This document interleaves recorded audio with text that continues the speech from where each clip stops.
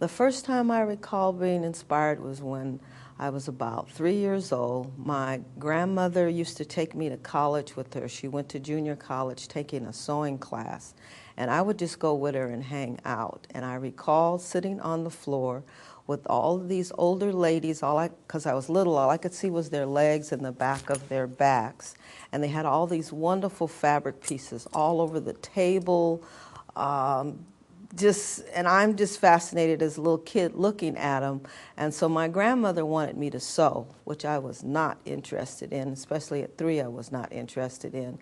And so she was trying to show me how to do the needle and the thread. And the rebellious kid that I was then, and still rebellious as an adult, I didn't want to sew. So one of the ladies says, "Why don't you give her some thread and some glue and some fabric?"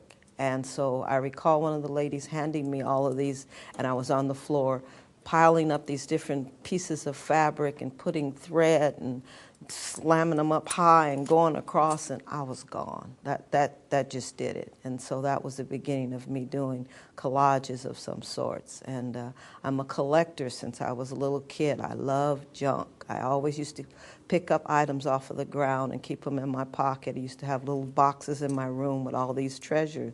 And I would just always end up putting them into something and gluing them together some kind of way. And that's how the assemblages came about, too.